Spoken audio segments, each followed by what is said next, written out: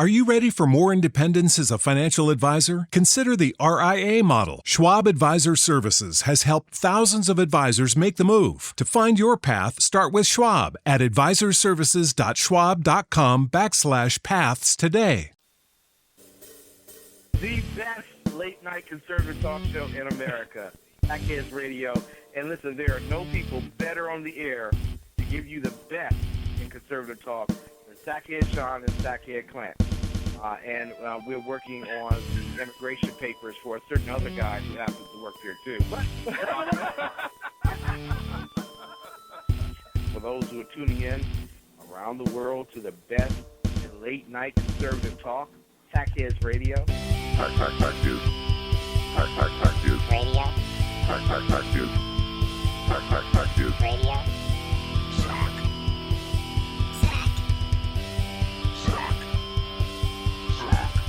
The best late-night conservative talk show in America. In America. In America. And in this web was a large, I'm pretty sure it was the biggest spider I've ever seen. And welcome to the Sackheads Radio Show live on the SHR Media Network. Thank you so much for joining us this evening. As I'm trying to figure out a few sound difficulties here and there. I can hear you. I can hear you as well. Hopefully, I can figure out why the sound didn't play through. But I'll get on to that eventually. Good evening, sir. How are you? The Bloviating Zeppelin is joining us in-house this evening. I'm doing great. I'm doing absolutely great. Welcome, everybody, to Sackheads Radio. It's so nice that when my partner bails on me, to have somebody who can step right in. I'm not going to lie. It's an absolute joy and pleasure, and I thank you for that. Well, thank you ever so kindly for having me over here. I like watching the television. All the televisions that I mentioned last time that are up there on the racks. There are 6 big what you can't see, ladies and gentlemen. There are 6 big flat screens right behind Sean. Huge, right? I think they're 40-inch each one. Yeah. And there's CNN right there, MSNBC. Boy, you're doing really well. Fox is at the very end. However, I should point out, Fox is on the right. Yes. We try to keep it as far right as we possibly can, but reality is what it is, which is that it's not going to be so much on the right anymore. Have you noticed? Yeah, I'm wondering about that. I heard about Roger Ailes. With Roger Ailes, and Sackhead Clint will be joining us here shortly via the phone. He couldn't make it in studio this evening, but yeah, everything that's going on with Roger Ailes, that's bizarre. What if he takes his toys and goes home? Well, and that's what a lot of people are talking about, is he may bounce. He may actually not participate anymore.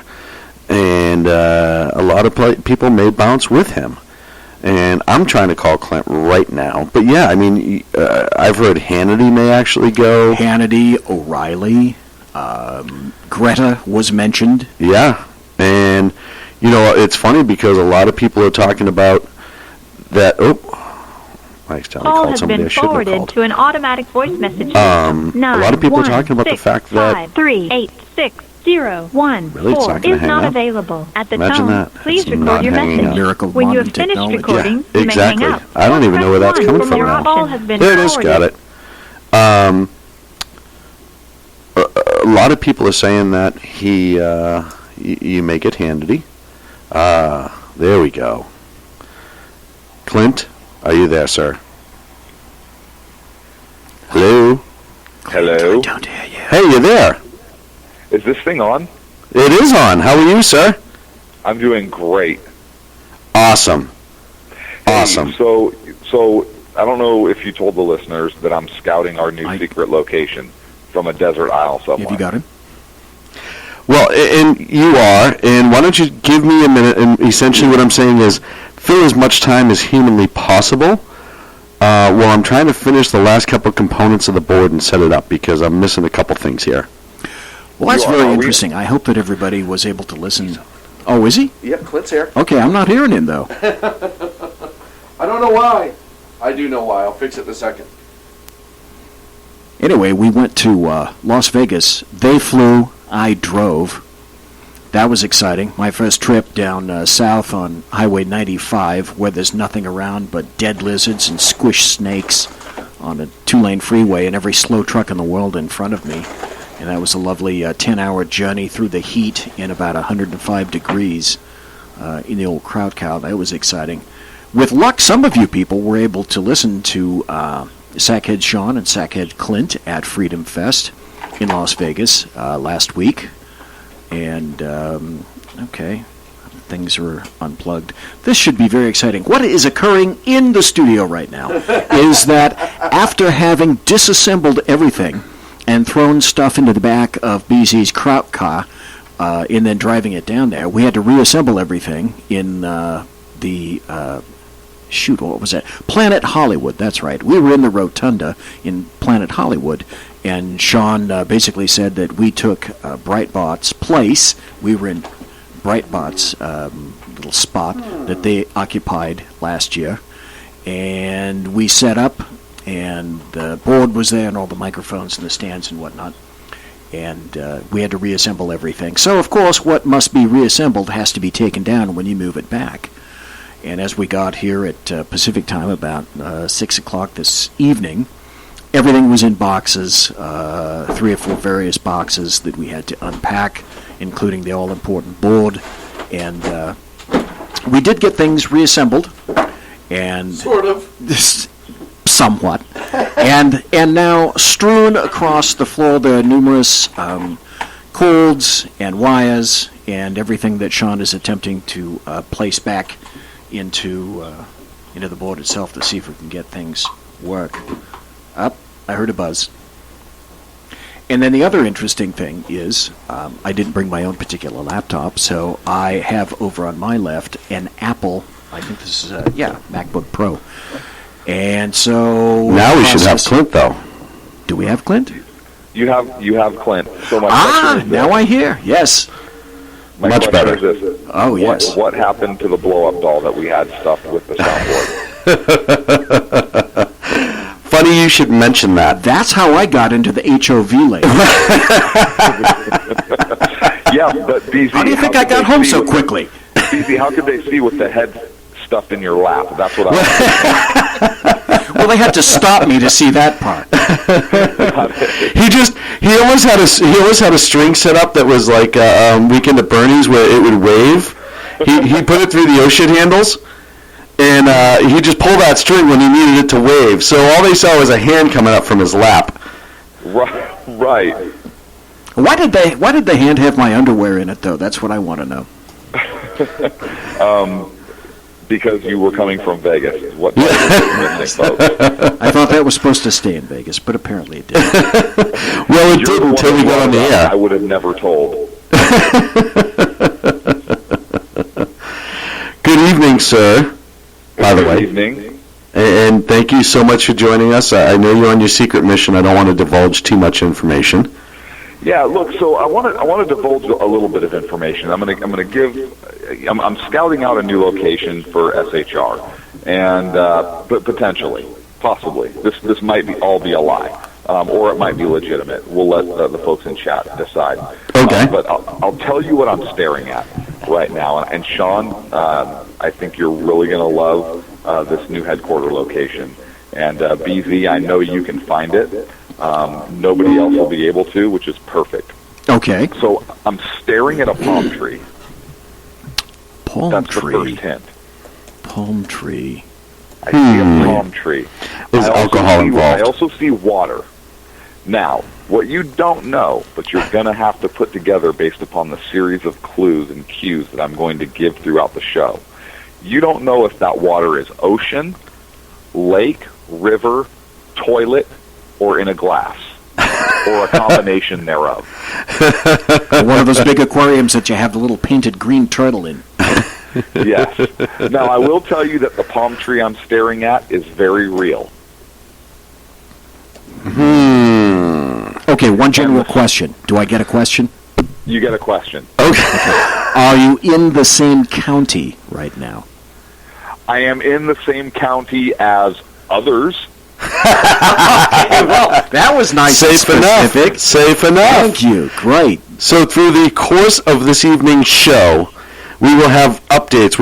Clint, you call when you're ready for us to ask this 20 questions game, so by the end of the show we can figure it out.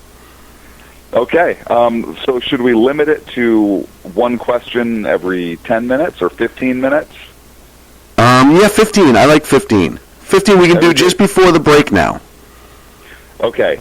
So we just had the first question in the first 15-minute segment. Mm-hmm. So you'll get one more question prior to the break, correct? Yes. Okay. I like this game. Now, you know where I am, so you don't get to guess. Oh, man. But you can ask questions. That's cheating. Yeah, thank you. I think it's cheating, too. All right, Ken, hey, Ken is in chat. Ken is in chat. Ken says, is it salt or fresh water? That's Ken's question. That was Ken's question. So that's going to take us... Now, wait. Now, we clearly said that it was the first 15-minute question was taken. So is Ken asking for the next 15 minutes, or is he trying to get in on some kind of affirmative action quota? Affirmative action in the first 15. It's an exception to the rule. So he is the exception to the rule. It's an exception to the rule. So I'm going to say this. The water that I'm currently staring at now has salt in it. So you don't know if I put the salt in it because he asked the question, or if it's naturally salinated. But the water now has salt in it. And that's all I'm saying. That's the question. All right, so nothing more until 8:30. Speaking of chat, if you're listening live, you can go to shrmedia.com, click on the live chat button, and join the chat room. Golf Dog says, Mary, are the sackheads drunk? The answer to that's pretty obvious, yes. Now, at least some of us are. Speaking of drunk, we just came back from a lovely trip. It was a great trip. It was a fantastic. I think that I just now, as in literally like within the last 6 minutes, got over my hangover. I don't know if I'm over it yet. Earlier today, I felt like I was. Now, we worked, and by the way, if you haven't had a chance to, listen to the Freedom Fest, all the different interviews that we did, go to shrmedia.com, or go to Spreaker and search SHR Media, and go to the Freedom Fest tab under SHR Media. It's our channel. We have all the interviews from there. However, we worked, and the guys were great. The Underground Professor, the Exceptional One, BZ. Never met him. Just met him. It was great. I can't say enough about Ken. And, of course, Clint and I. And we were really killing it as far as interviews. I mean, we were busy the entire time. We interviewed some amazing people and learned a lot of good things. You guys got some great interviews. Well, I thought we did. You going to spill? Which part? Who? Well, we decided we wanted to take a few minutes and kind of go over which part were highlights. And yeah, for each individual person. Right. So we have about 15 minutes left, and it'd be nice, I think, for each of us to take about 5 minutes and talk about what the highlight was for each of us. Okay. And go ahead. I'll give you the first one, Clint, because I know you're chomping at the bit. I know you are. I'm not, because I'm just enjoying the view right now. Okay. So I'm gonna need a minute. Okay. First and foremost, for me, pouring one of our bourbons. Oh, right. For Mr. Steve Forbes. That was wonderful. Was amazing, and I don't know why. And the funny part is Ken was interviewing Mr. Forbes, and the Underground Professor, both together were interviewing him. And at one point he said something to the effect of, "Hey, I have to go. I'm supposed to be having dinner and a drink." And I think Ken said, "Hey, if we get you a drink, can you stay longer?" And he said yes. And I don't think he was expecting. No, and then you pulled the rabbit right out of the hat. Yes. I don't think he was expecting us to pour a snifter glass full of bourbon for him. And not only bourbon, Sean. Don't sell yourself short on this Booker's. It was Booker's. Yes. It's a really high-end bourbon. So it wasn't even like we had, old knuckle cracker or something like that. It was $5 a handle. Booker's is a very high-end bourbon. We bought it for our Bourbon Smackdown show with Miss Wagonhalls, who was hanging out with us.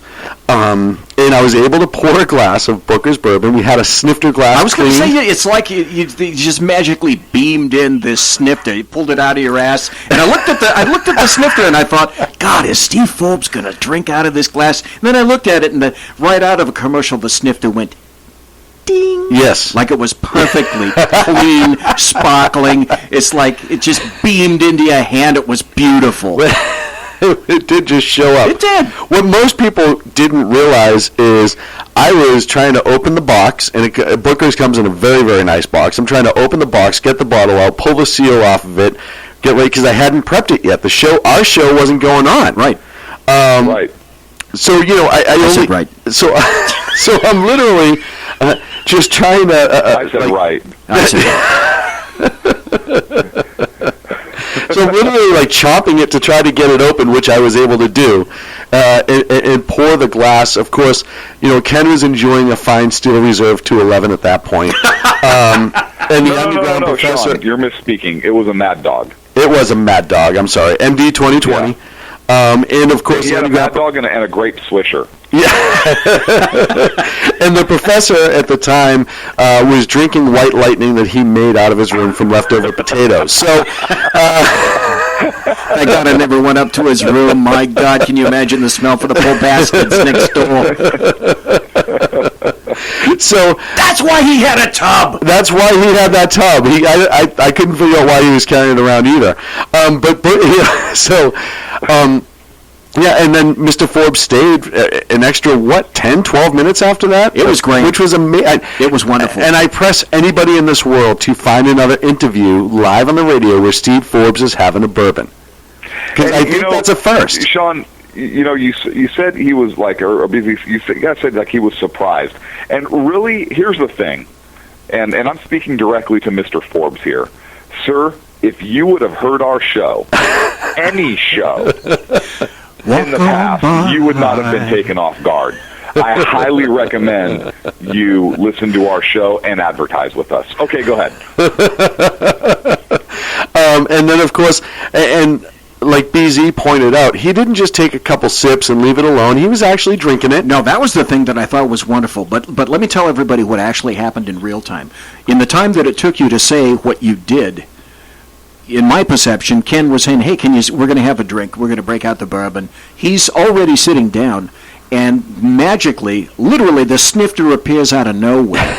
Sean pours this beautiful golden honey liquid into the snifter. It's glinting like it's fresh just off the factory floor, and right down to Steve Forbes it goes. And here's the thing, the point that you're trying to make is he didn't just go sip and then and puts it down. All right, I've done my thing for God and country. No, he knocked down a pretty good slosh of that. He did certainly put in his work into drinking it, which just made me that much happier, actually. It was great. It was great. And then he was nice enough, he signed the Booker's wooden box that it comes in for us, which is hanging up on our bookshelf right now. And then, so that was number one for me. And even though I was only the waiter for Ken's show, which for once Ken can finally say that somebody else was the waiter. But the towel over your arm was very nice. Yeah, I mean, honestly, Clint, normally Ken has to not only go in through the back door, but bust some tables before he gets to sit and eat anywhere he goes. This time... And that's at his own house. Well, and Mrs. Biggs made that air apparent while we were up there. But this time, she did. I was actually the one to pour. So that was really fun. Meeting George Foreman was great. He was just a marvel to be on the Sackheads with us. And he was just, I said, and I still, to this day, I'll say it, he looks better now than he did 25 years ago. That's exactly what you told him. Right, he said I was going to be his first customer at his bank when he opens it. Well, yeah, but he said you had to wear a wig and high heels first. And I told him I already had him on. Right. That was off the air. But he... great entrepreneurial guy, motivational speaker. I mean, obviously, all of his boxing that he did was part and parcel in this. But everybody I talked to about his speech at Freedom Fest said it was amazing. If you're a young entrepreneur, if you're trying to grow your business, if you're trying to get motivated, he had some amazing advice, and he was infectious with his... what's the word I'm looking Positivism. for? He was very positive. Positivism. Yeah. That is very, very good. And he definitely just made you feel welcome. And then I shook his hand, and it was like getting a bear mitt.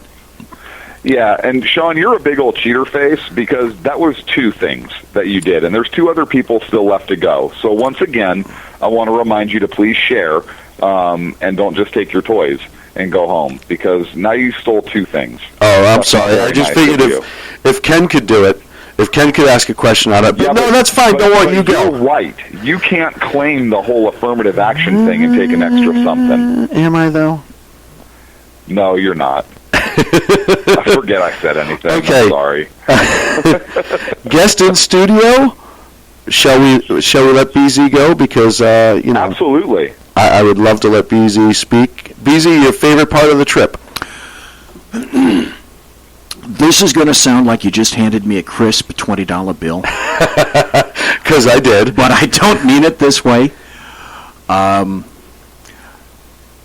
It was a grand thing to be able to accompany you guys. I threw the equipment in the back of the old Kraut car and drove to Las Vegas, and you guys flew in.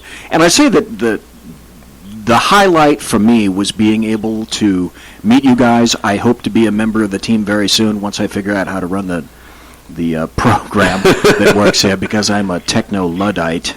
Clint says he's got it on me, but I'm not sure yet. Yeah, I remain unconvinced of that. But the high part was being able to meet you guys, being able to meet Clint and Sean, and then, quite frankly, until I got here, I'd never heard Ken, and I don't know if he's... Oh, there he is. Ken is still in chat. He wrote white privilege, so Ken is still listening. And then the underground professor, who is a unique individual, to say the least. But it was a wonderful time. That was the highlight for me. A long time ago in a galaxy far, far away, I was in radio in the 70s. And then getting back into radio after the predominantly productive part of my life is behind me now. I hope to be productive again. It was a great time. I had meeting you guys, and I hope to be a part of the SHR Media team in the not too terribly distant future. That was the highlight for me. Oh, and George Foreman. Holy crap! Is that guy big? He is huge. He's got to be what? 70? He's got to be. And he 75? 70? I guess at least 70. He was absolutely a ridiculously gentle man as well. Very, very kind, but in shape.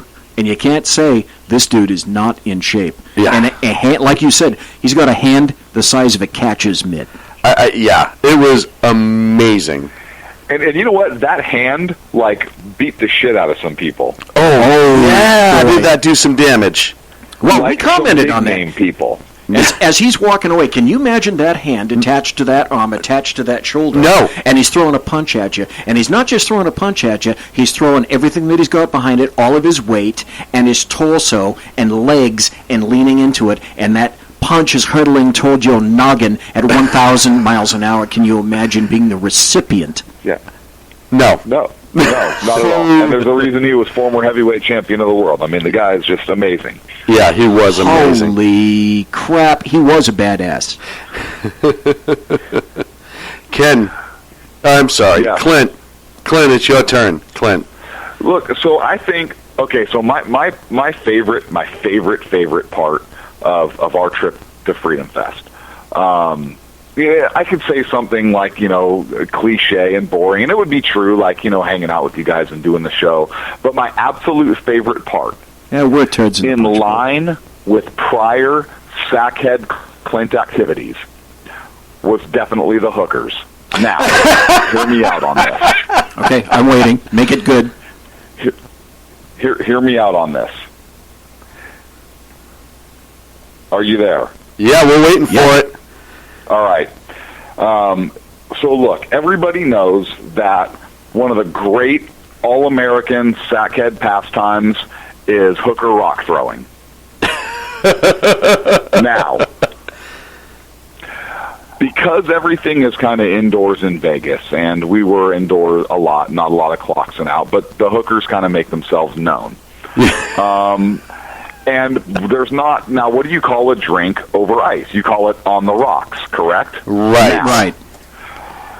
when I order a drink, a glass full of ice, and I played a game, it was usually after a few drinks, called Find the Hooker. Not in the way that you might be thinking. But instead of throwing rocks, I throw rocks, but it's more ice, so I wasn't like going to actually hurt them, and it's indoors and all that other stuff. So I had to continue the sackhead tradition, and I did so. I was on a mission. I found several of them, and that is one of the games that I played. Now, my favorite story involving a hooker is this. So I was drinking, and lo and behold, I was in a bar, and I was approached by said lady of the night. And you know where I'm going with this because I told you the story. Yes. And I don't know. And she comes up in true hooker form, and she says hi, and I'm like, okay, hi. And she begins to talk. She says, so are you staying at this hotel and everything else? And you know, what are you in town for and everything else? And I stopped her in her tracks. I said, excuse me. I said, before this goes any further, I want you to know that I'm $150 an hour, $900 for the night. And she just stared at me like in complete disbelief. And she said, oh, wait, like what? I said, yeah, look, I understand, but like if you want to go dance and if you want to go do something, if you're trying to get me to go back to your room, like I'm just going to cut to the chase. I'm $150 an hour, $900 for the night. And she didn't know whether to shit or wind her watch. And so as she was walking away, I then began the rock throwing hooker game. The funniest part was she actually shit on her watch. That was the only thing she could do at that moment. Right, and then she turned around and she said, are you into that sort of thing? And I said, no, but Sean and DZ are. They're right over there. No, I like squirrels dipped in mayonnaise myself. Oh, no. So I think that's probably my favorite Freedom Fest story. But just more of a time in Vegas with you guys story. My favorite Freedom Fest time was just it was the people of Freedom Fest.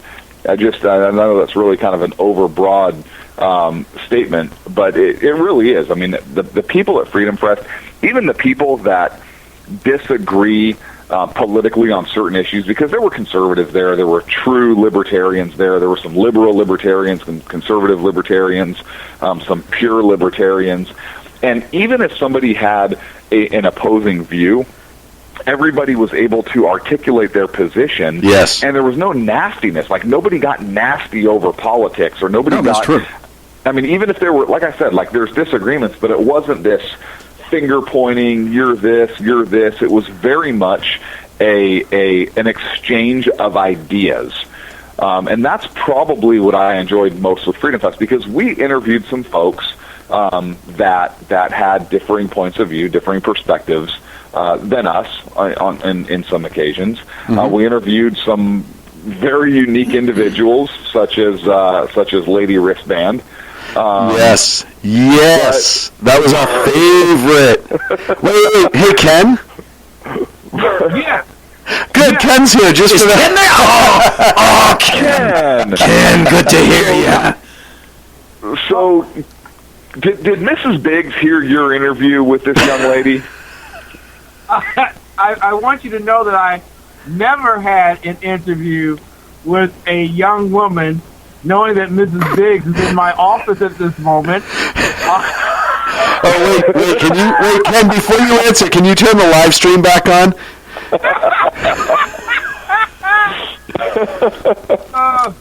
I want you to know that I never spoke with any young woman at any given time while in Vegas. So if we had audio and photographs of you putting on a singles bracelet in celebration of your interview with said young woman, are you saying that would be fabricated evidence against you? I don't believe it. That was Don King. I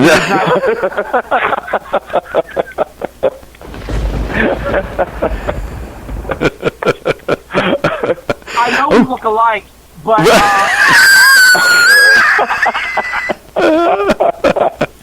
me. That wasn't me, man. Oh man, too funny. I really missed her Bruce Springsteen story. I didn't do a good job as a journalist to find out what her Bruce Springsteen story was. Well, you know what? When she comes to DC for a follow-up interview, you'll have to get right into that. No. He means the story, Ken. Don't take that literally as much as we know you'd want to. Hey, you do have Ken. You do have Mrs. Biggs there. No, Mrs. Biggs left the room. So you say. Well, and just so you know, you tell her that we don't care what you do, and we're really sorry, but we love her. I know you do. And she is one of my favorite people on the face of the planet. And we love you both. We really do. And the fact that you guys could join us and give us your talent and the love from you guys that we got the entire time, that, like we said, it makes it worth the event every year. That alone is enough. It does. And spoiler alert, SHR team is looking to put together a get-together again sometime in January over on the East Coast. Yeah. We decided while we were there that we really, once a year is great, but really not enough. So twice a year, maybe every 6 months would be great to have some kind of SHR function get together, and we'd love to put something together on the East Coast over there, perhaps sometime in January. So I just wanted to throw that out to our listeners as well. Yeah, yes. It also helps to know that the police told us not to return back to Vegas. Well, that was merely a suggestion until the legal paperwork is done.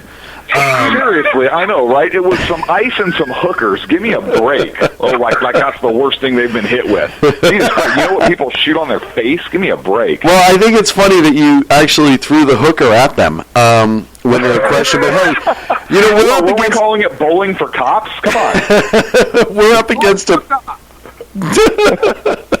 We're up against a break, the exceptional one. Ken McClinton, sir, I know you have a big week with all your RNC guests. We listened tonight. Your coverage of this week's RNC is tremendous, almost as tremendous as your Freedom Fest coverage this past week. Not quite. Not quite. And so we thank you so very much. And it was a pleasure to meet you, Ken. It was great meeting you, Mark. Look forward to working with you in the future. Thank you, sir. We're up against a break. When we come back, we're going to be discussing all the horrific war on police, is what I've been calling it. I don't care what anyone else calls it. And then at 9 o'clock, Miss Kari Donovan, who's a contributor to SHR, is going to be calling us from the RNC, give us a couple stories from the RNC. And, we'll see what else we can throw together here on the Sackheads Radio Show live on the SHR Media Network. Conservative media done right. You're listening to the SHR Media Network. Breaking news. According to the latest report coming out of SHR Media, a merchandise store to support both the Reaver of Common Sense and SHR Media has just been unleashed to the general public. Be forewarned that this site can be contagious and numerous items can be purchased to support the best news programming.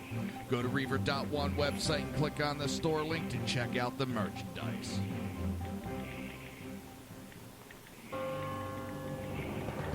Hello, I'm Matt, a student at Hillsdale College. Here is Hillsdale President Larry Arnn on the continuing relevance of the Constitution. Many argue today that the Constitution is outdated because it addresses problems peculiar to the 18th century. Some parts of the Constitution do read rather quaintly.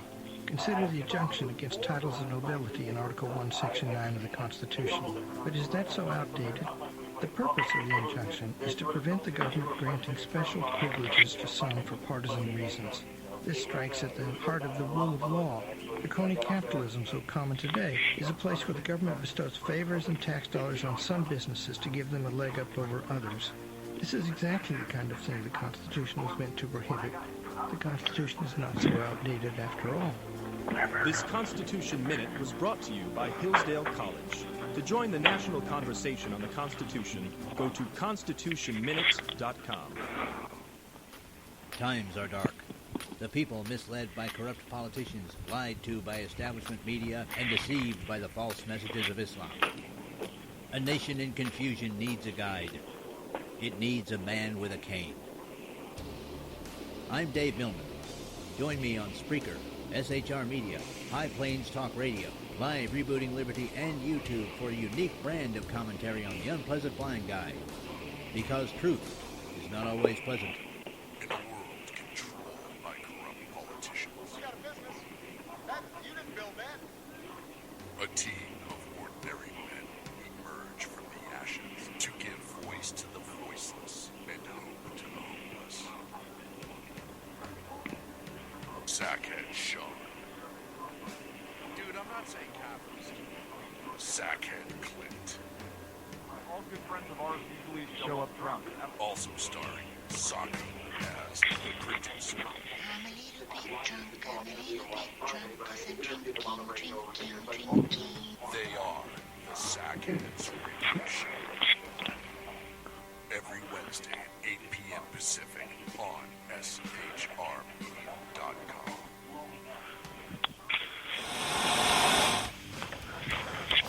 Beware, the Jersey Takeover is here. Every Monday through Friday, 11 a.m. to 1 p.m. Eastern Standard Time. You can catch the Reaver Common Sense Show, hosted by Jersey Joe, right here on SHRmedia.com and HighPlainsDailyNews.com. Only Jersey can deliver hell like no one else, so consider this your fair warning.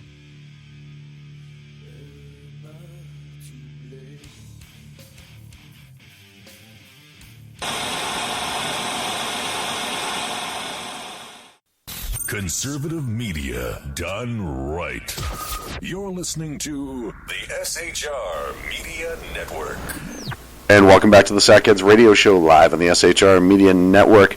Thank you so much for joining us. In studio, we have the Bloviating Zeppelin. Good morning, good day, good evening. Bloviatingzeppelin.net is the website to check out his writings and musings. Right. Pretty amazing. Safe search on for that one, folks. Yes, very much safe search on. And then, and then, of course, on the phone, as you can tell, is the amazing Sackhead Clint. It is time for me to ask a question as to where is Clint, which is the game we're playing tonight. You and so cut out, far we Sean. know, Go again. Where is Clint? So I am not going to give a specific geographic location because I believe that is what you're asking for, correct? I didn't ask a question, no! I mean, that was the name of the segment. I didn't ask you specifically where you are. Oh, okay. So we know so far saline water or salt water. We don't know if it's original or added. There's a palm tree. We don't know if it is a live palm tree or a photograph of a palm tree. My next question, are you alone? Ooh, that is a fantastic question. Fantastic question. However, I'm going to say this. I am not alone. But what you failed to ask is where the next person is in relation to me. Because this is a very large planet. Good point. Very good point. I have a couple guesses from the chat room. Okay. And the first one is that you are at an In-N-Out Burger. Palm tree. That's from Agador. That's a really good guess. That is a really good guess. It is not accurate. Okay. But that is a really good guess. Palm tree on all of their swag, on all their logos and everything. I thought that was pretty good. Yep. That's a very good guess.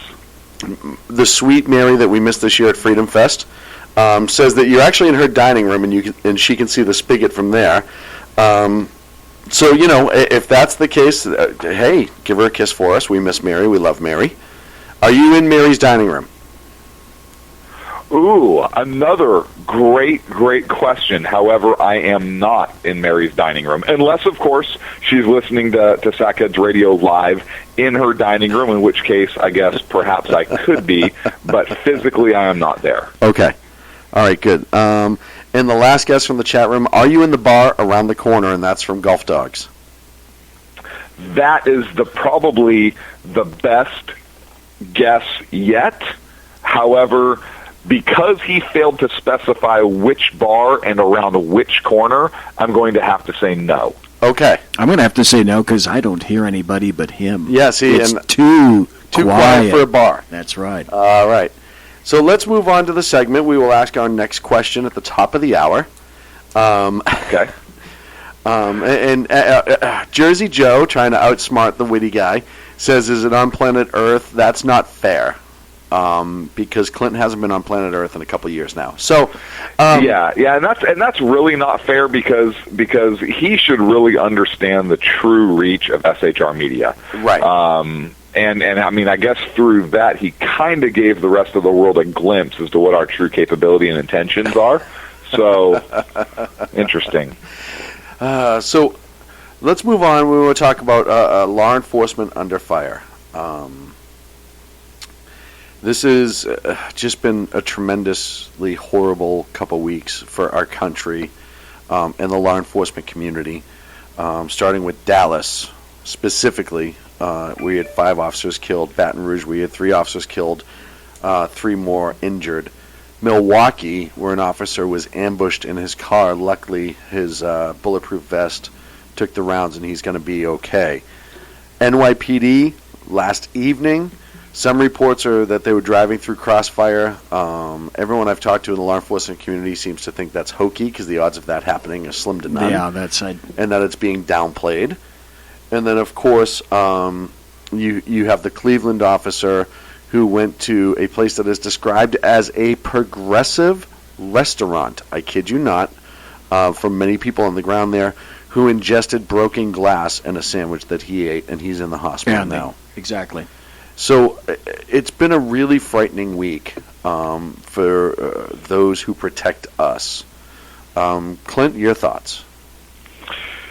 You know, I started an article, and I guess I'll kind of speak to the point of it now, because I'm having a difficult time kind of not getting my thoughts wrapped around it, but just I want to really make sure that the article is going to say what I want it to say. And I guess my point is this. Look, I know, Sean, that you described this war on law enforcement, and you know, I think that perhaps certain groups, certain segments of the population, it seems like they have declared war on law enforcement. And, you know, I've thought about this a lot. I have friends in law enforcement, and you and I both have talked about this in terms of that. But I really want to make sure that law enforcement understands that even though war may be declared on them by certain groups, I want to caution the officers, and I think law enforcement has responded very appropriately so far. So let me preface by saying that. But I want to caution certain folks in law enforcement about being very, very cautious, and I would highly recommend that they do not declare war back. I think that's a very dangerous thing, and when I say that, I'm not talking about, hey, listen, law enforcement should not be prepared to use deadly force and should not be prepared at every moment to engage in a deadly confrontation, because absolutely they need to do that. I'm not saying that, you know, we should demilitarize, quote unquote, our law enforcement and take armored vehicle and automatic weapons, because based upon the mission of civilian law enforcement today, they will be the first response against an ISIS attack or a quote-unquote lone wolf attack or a terror attack here, and they need that capability, not only for that style attack, but for the ambush-style attacks that are being perpetuated upon them. However, civilian law enforcement is still representative of the government, and I think that if those in uniform start talking about banding together and declaring a war on the population, I think that legitimizes the deadly force use on law enforcement. And here's why I say that.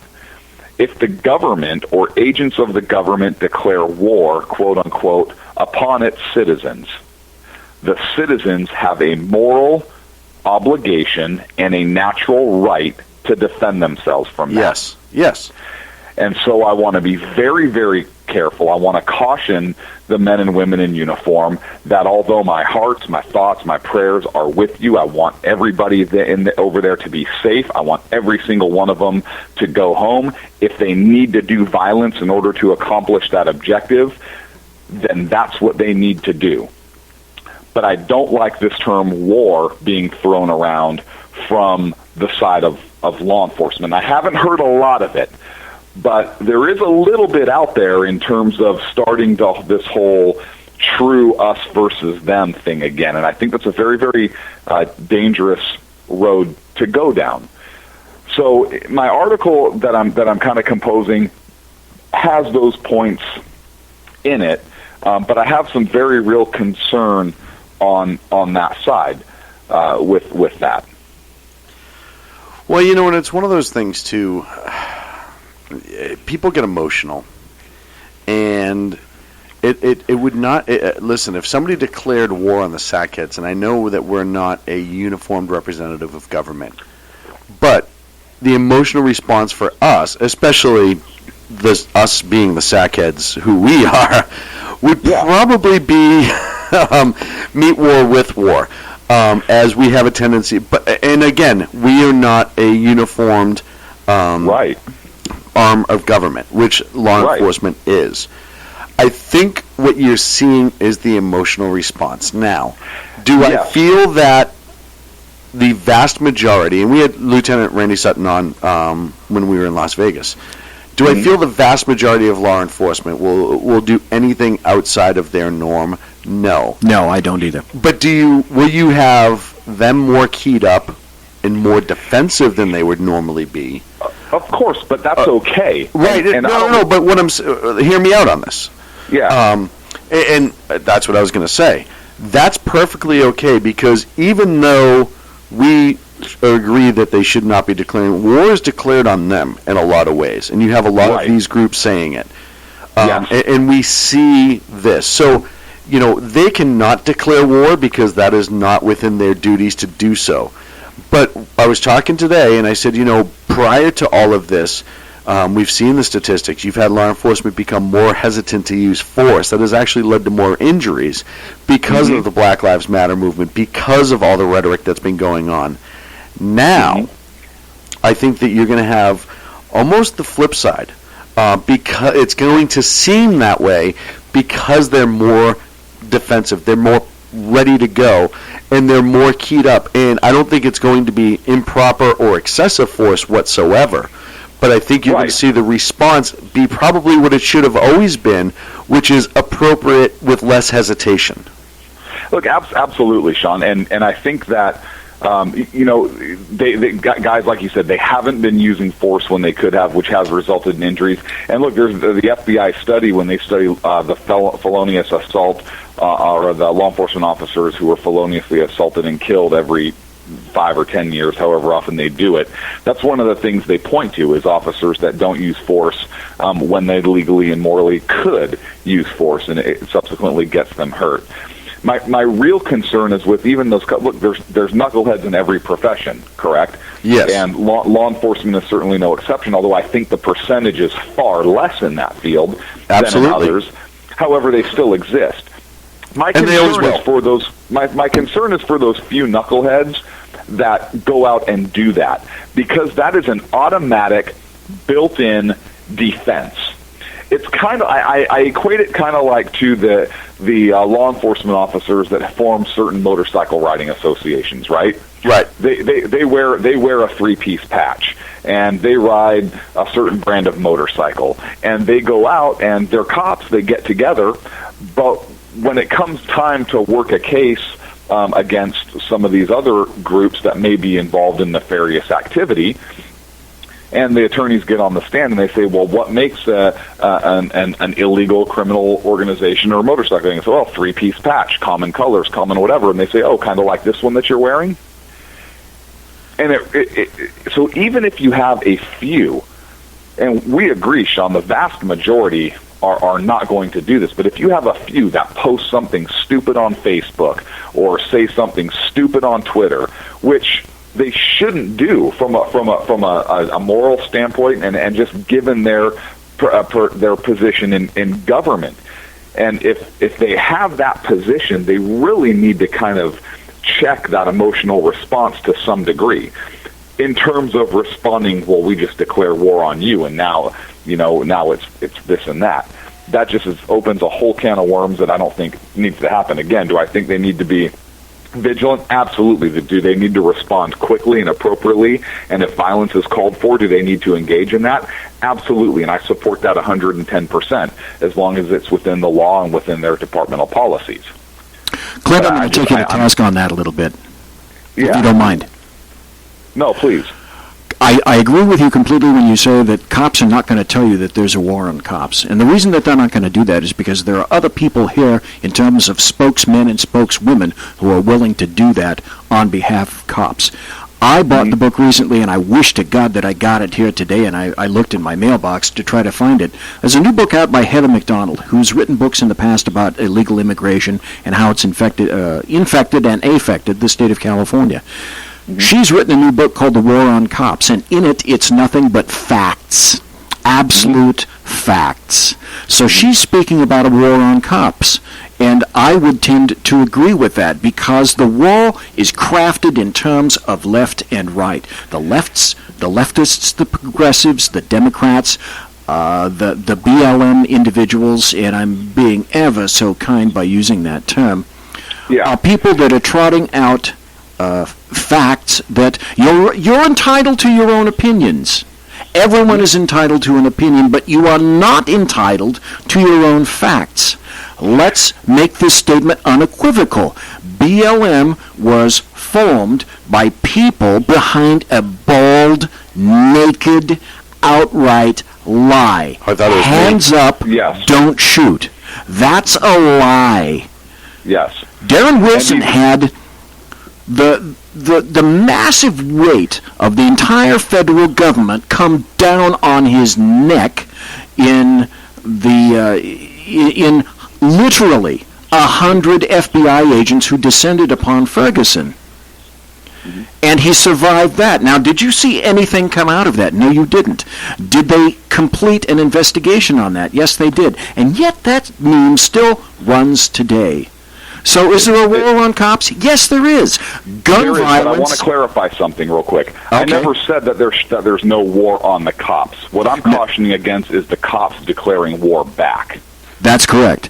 But here's the other That's what thing. I'm cautioning against. Okay, and here's another thing, though, that I'd like to point out. Did you happen to see any of Sheriff David Clark's statements recently? I did. Okay. Did you hear him speak at the RNC? I did not.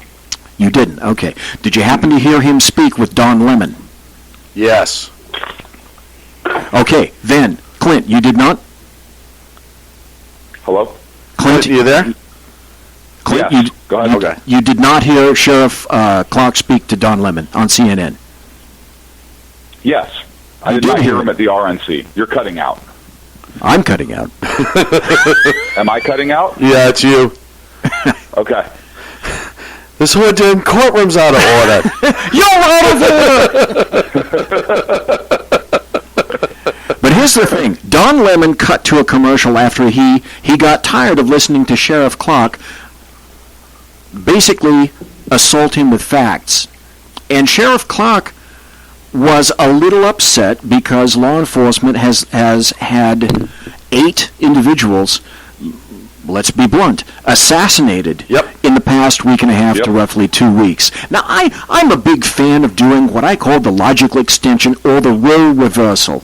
And, you know, when he was a little upset with Sheriff Clark, tending to get a little bit emotional, and yes, I would agree, Sheriff Clark was starting to get a little bit emotional.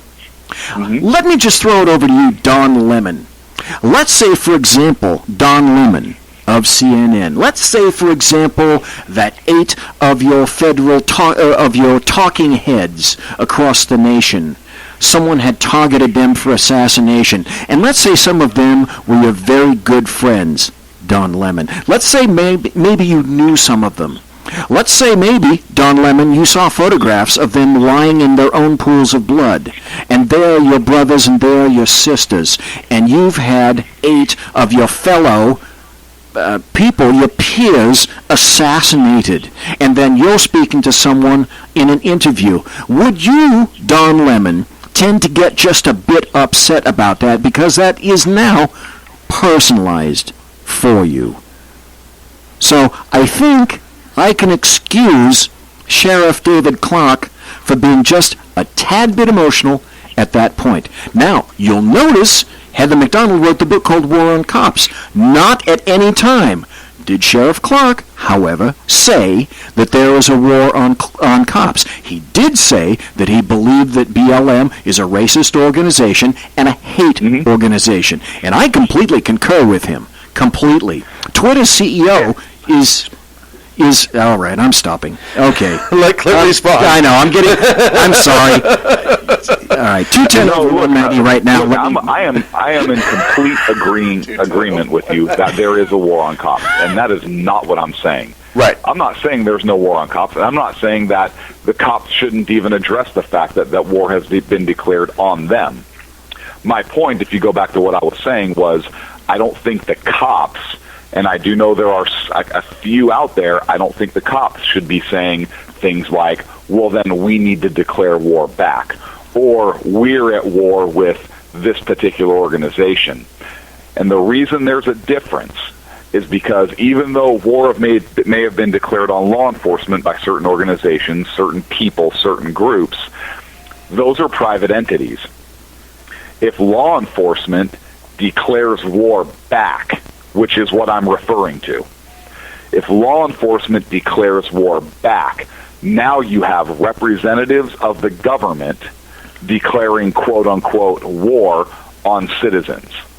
No, they'll never say that. Problem. They'll never say that. But so you mean to tell me, in however many hundreds of thousands of law enforcement officers in the United States, that there's not 1 or 2 or 3 or 10 or 20 knuckleheads in those organizations who are going to say or post or do something stupid?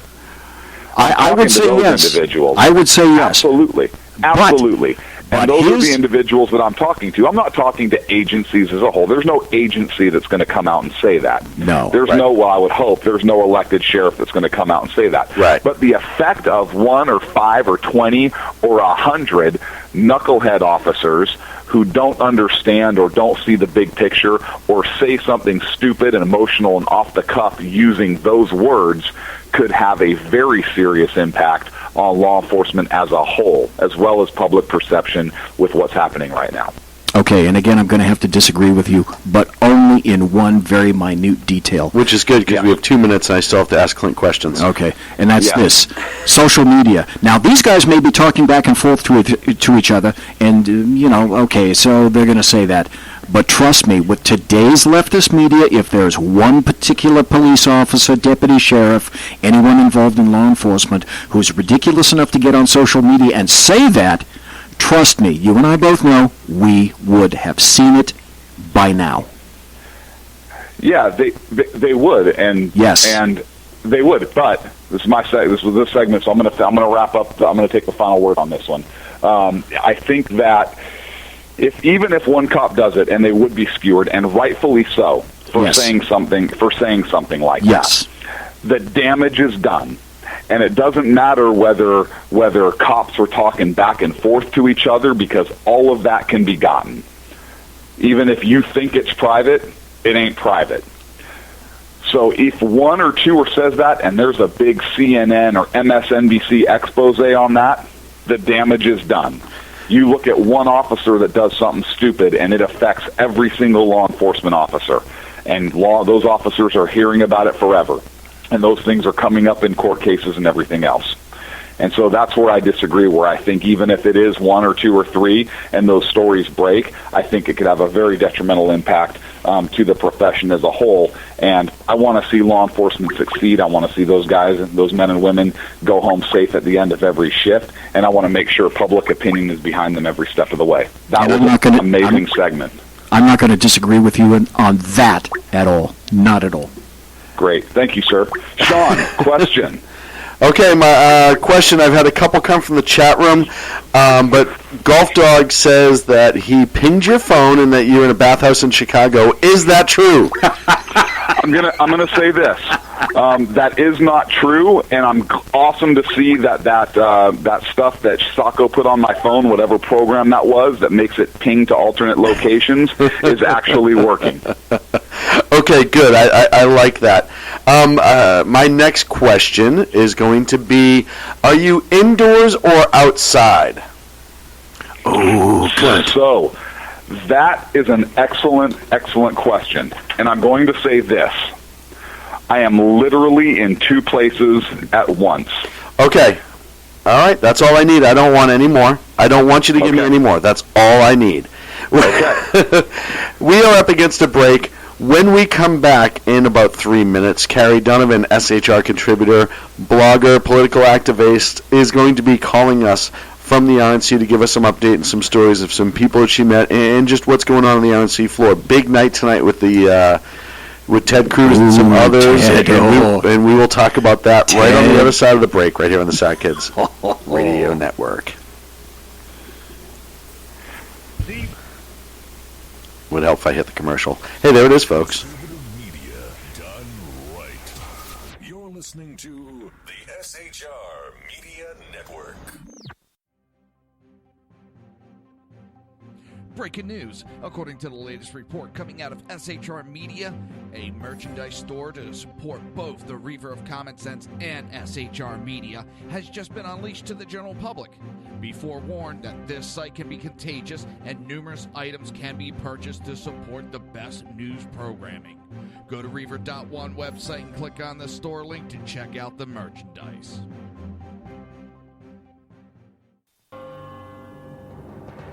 Hello, I'm Matt, a student at Hillsdale College. Here is Hillsdale President Larry Arnn on the continuing relevance of the Constitution. Many argue today that the Constitution is outdated because it addresses problems peculiar to the 18th century. Some parts of the Constitution do read rather quaintly. Consider the injunction against titles of nobility in Article 1, Section 9 of the Constitution. But is that so outdated? The purpose of the injunction is to prevent the government granting special privileges to some for partisan reasons. This strikes at the heart of the rule of law. The crony capitalism so common today is a place where the government bestows favors and tax dollars on some businesses to give them a leg up over others.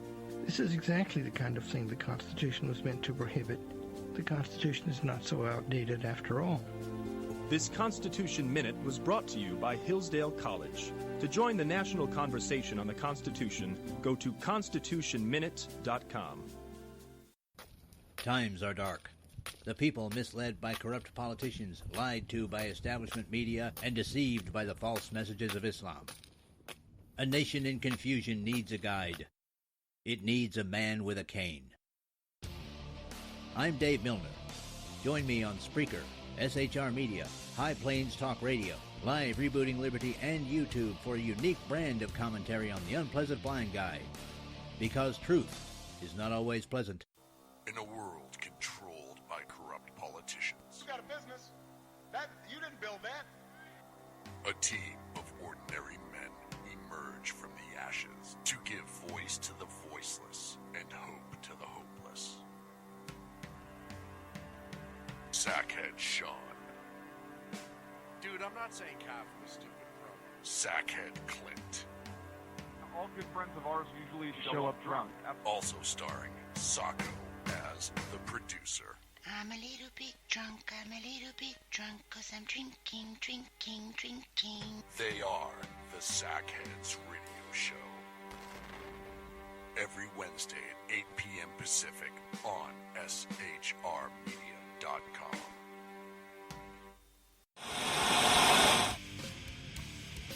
Beware, the Jersey Takeover is here.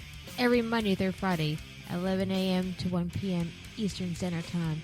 You can catch the Reaver of Common Sense show, hosted by Jersey Joe, right here on SHRmedia.com and HighPlainsDailyNews.com. Only Jersey can deliver hell like no one else, so consider this your fair warning.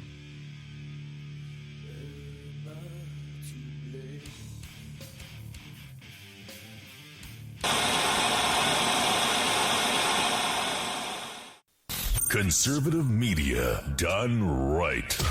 You're listening to the SHR Media Network. Welcome back to the Sackheads Radio Show live on the SHR Media Network. Thank you so much for joining us this evening. Coming to us live, Miss Kari Donovan, who is on the floor of the RNC or at the RNC in Cleveland, who's going to, give us some inside information as to what's going on. Ma'am, good evening. Good evening. Hello. Thank you for joining us. I know you're very busy. You've had a very, very long day. I've been following your posts all over Facebook. What do you think is the most surprising thing so far from the RNC, as far as the crowd response? Oh, definitely the Ted Cruz speech. Yeah, and I'm gonna, that was incredible. That was an incredible experience. I've never actually experienced anything like that before. And it was, I'm going to play it, and you may or may not hear it on your side, Kari, but I'm going to play it. It's about 30 seconds long, only because for those who haven't heard it, because this just happened a little bit ago, the overwhelming boo is pretty substantial, and here it goes.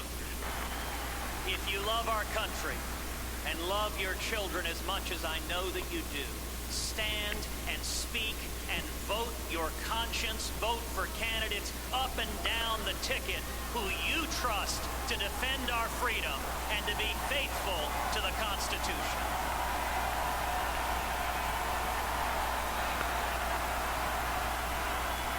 So, wow.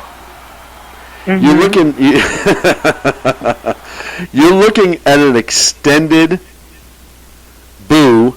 You're looking at a guy who did not stand up to his pledge, and like Ted Cruz or not, he said he would stand with Donald Trump and the party. He said you vote up and down the ticket, you vote your conscience, which we know going into this was the big issue about whether or not people would win that lawsuit and be able to remove their delegates and quote-unquote vote their conscience against the party. And he is again advocating for it. And I'm just going to say it wasn't received very well at the floor of the convention. No, it really wasn't. And it's fascinating having watched this all unfold since my convention in North Carolina all the way to this point now. So there was a lot of division in the party, and there's a lot of arguing, and there's been all kinds of drama, and Ted Cruz has been behind all of it. And I used to be a supporter of his, so preface it by saying that. Me so too. to see this thing happen tonight was really shocking and surprising to me. Because, so, there's been all of this stuff from the floor. There's been booing and yelling and, calling out Ted Cruz. But tonight especially, the party was unified. People were having a great time with each other. People were celebrating. The speakers were really bringing people together. When Ted Cruz came out, he almost got a standing ovation. He got many people were very supportive, very excited to hear from him, and I was surprised by that because I thought other people might have been prepared for, what kind of shenanigans was he going to pull. But they were very positive, giving him a very warm welcome, very excited to hear from him. He started out giving a great speech. He has the potential of doing that. He gave a great speech. He had people practically in tears. The next thing you know, he was loudly booed when he would not support Trump because we, on the floor in that convention center, are unified behind Donald Trump. And Ted Cruz is the only one, it seems like, he and his wife apparently, and a handful, there's only a smattering of people who are doing this never Trump thing. So it was really surprising to me. And then the other side of it was Scott Walker apparently came out after him and lit the place up. Well, I left after Ted Cruz. Eric Trump came on next, and then Newt came on. I've heard Newt was very good as well. Okay, yeah, and so, Newt, he can be a little dry sometimes, but he was good. He brought things back around, and he had some interesting points. He was definitely saying, basically, okay, so Ted Cruz says only support the candidate who supports the Constitution, and so, let's see, that would be, we've got Hillary and Trump. Oh, okay, so that means support Trump. So that was That's funny. Yeah, so he kind of turned it around, and he was dry, sort of like. But I was kind of exhausted at that point. Scott Walker might have come back out. I don't know. I didn't see him, but Scott Walker I've seen him now 2 or 3 times today, and he fires people up pretty quickly, and he's all behind Trump. So. Good for him. Everyone else is unified. Well, yeah, and so Scott Walker this morning made a really funny statement. He said, "No, Trump was not my first candidate. I was my first candidate. I was my first choice." We all laughed. Yeah, that's right. Kind of throwing a little poke at Cruz. Yeah, exactly. No, that would be me. I would have been my first choice. And Trump's my second choice. Hey, you're going to go with, after number one, you're going to go to number two. It's only the natural selection of things. Stories outside of the speeches, if you will. First, I want to get to something you told me earlier, which really kind of bothered me. Apparently, the local police department says that there is a trash truck that is unaccounted for that they're concerned about. Well, and so that's what I heard from a couple of different people on the street. I didn't hear that from, police or anything. But there were people definitely who are worried about a missing garbage truck. Now, whether that be true or not, I haven't had a chance to really look it up and, get any data on that. But that's the rumor on the street. And there are people who are worried about a missing garbage truck. Well, and there was also a little bit of scare today when apparently a tire burst on a car that was in a group of people. And it shows you how on edge everybody was, because you said the response to that was pretty massive. It was, and it was immediate, too. So we heard what sounded like a backfire, but it was louder than a backfire. And it was obviously not, ammunition or something, but people just scattered it quickly, and the police, of course, ran toward the problem, which, again, they're out there risking their lives for us. They're running toward the problem, the sound, everybody knew which direction it came from, and then they said, hey, it's just a blown tire. It's okay. Everything's fine. And then all of a sudden, boom, all of the media came running out of nowhere. I didn't know there was that much media down there. So that was really funny. I hate to say it, but it kind of tells you what the media is really there to cover right now. I mean, we have all these threats of the protesters. We have all the potential concern about terrorism, et cetera, et cetera. You have the media on the inside and they're covering it, but as soon as something like that happens, there are just swarms of people from the media running towards the incident, kind of like buffoons in a way. I can't say I would be any different, but hey, you mean there's potential trouble over there? Let me keep going and get in everyone's way. How has been the crowds that are counter-protesting, if you will, how would you describe them overall? I know you can't do group by group because there's like 30 of them there, but for the most part, are they relatively peaceful? Oh, definitely. They were peaceful, and it's like kind of a carnival circus atmosphere. And so most of the time down there, that's you politics. had a lot of, which is politics. And, there's so much media. And so for every person who was down there, quote unquote, protesting, this was when it was peaceful, there must have been 5 or 6 media. So these people are on stage. Some of them are having fun. There were some people down there, like Urban Confessions, for example. A guy who just stood there with a sign that said free listening. And he has a group called Urban Confessions, and this is his thing. And so there are people down there who are promoting their own little agendas, their little groups. Free hugs. This is something that I've been following a little bit. He was down there. And so some of it was fun. Some fascinating conversations. It's called the Public Square. And there were people who were down there just having some very calm debates, different sides. So there were good things going on, too. That's which good. you would hope would be going on around a political convention, right? I mean, bring your ideas and let's talk about it. So there were Trump supporters there. There were Republicans, conservatives. Probably at that point, there were more conservatives and media than anybody else. Until the Alex Jones people come in with their bullhorns, and that's when the Black Lives Matters was clashing, and that's when the problem happened. So there was just a number of different things unfolding there in the public square. I sat there, I guess, for maybe 4 or 5 hours, and I saw... And you mentioned to me Alex Jones earlier, and listen, we talk about...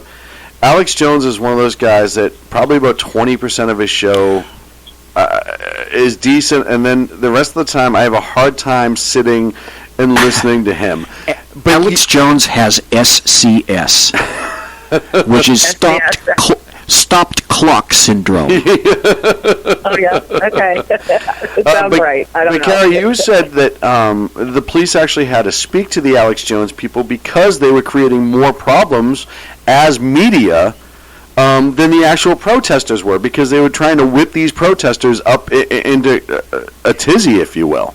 Well, yeah, I mean, it's fascinating to watch it. So the police were there protecting, forming barriers in between the two groups, separating people. These guys are like hotly professional.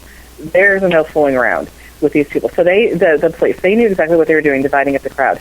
But they were there protecting. They have the right in free speech to say these things. But the things that they were saying sometimes are very bombastic, and definitely they're doing it to stir people up.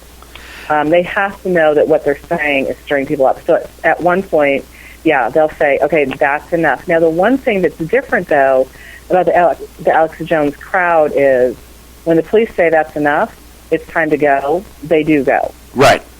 Well, they're smart enough to know what will happen if they don't, and they can, and more importantly, if they actually incite a riot. If their words create such an uproar in these folks that all of a sudden pushing comes to shoving and shoving gets worse, and they incite that, it is against the law. You cannot do that. So I'm sure they were put on a very short leash by producers. Well, and they might have been on a shorter leash than what they're used. This is my first real time seeing them with the signs. Although I have to tell you, I think some people are saying that the Baptist, Westboro Baptist. Yeah, those idiots. I was just going to ask you about that. Were you there yesterday? Yeah. And so I might, they sometimes were like linking together, but in separating. Now, I'm not saying that they are linked together, but it just seems like one was flowing into the other. It was hard to tell what was going on because they were occupying one particular space. Like it's almost as if the police said, "This area is for y'all to do your counter demonstrations," and so they might have just been switching places back and forth. They could have had a time where they had gotten a permit to rally, from 9 o'clock to 10 o'clock, I'm going to be in this area saying whatever I want. The police were protecting them, though. Good. They stood there. The police are incredible. They stood there for 2 hours and just kept forming barricades and letting them talk. Well, and that is their job. I mean, usually what you see happen is that they coordinate with the protesters and say, hey, can you do us a favor? Just for everybody's well-being, can you stay over there? And most protest groups that we've seen lately have actually, sadly it's taken them too long to be friendly, but have actually started to adhere to that.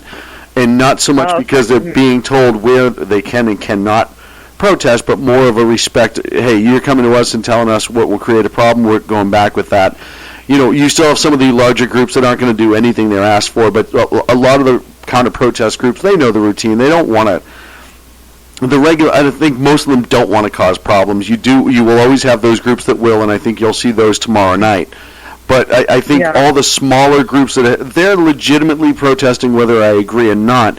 They don't want to create a problem because they don't want a bad mark on their product. Whatever their protesting product is, they don't want that bad mark. So, and then you said there was a couple of decent really good stories that you talked about, I should say. You were telling me about a gentleman this afternoon who is pushing kind of the all lives matter aspect. Yeah, so I was really excited. I think I put a picture on my Facebook. There were two different gentlemen that I met down there. Both of them were black. One of them, his point was he was carrying around a sign, and his thing was all lives matter. And so what he wanted to be heard about, he wanted to say all lives matter. And he would say, if we say that only black lives matter, then what we're doing is we're actually invalidating that any lives matter at all, which means that black lives don't matter.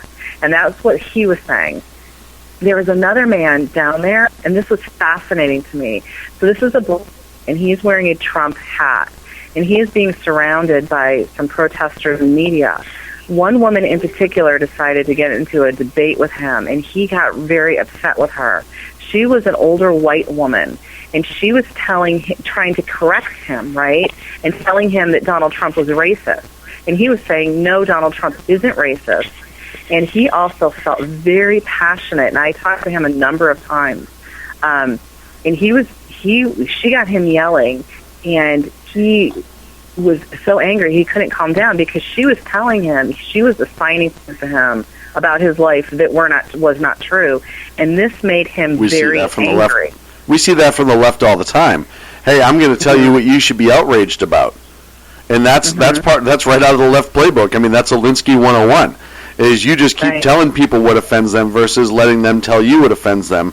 We see these social justice warriors constantly jump in front of groups saying, how dare you offend this group standing behind me? And you have that group standing behind them going, who the hell are you and why are you doing this?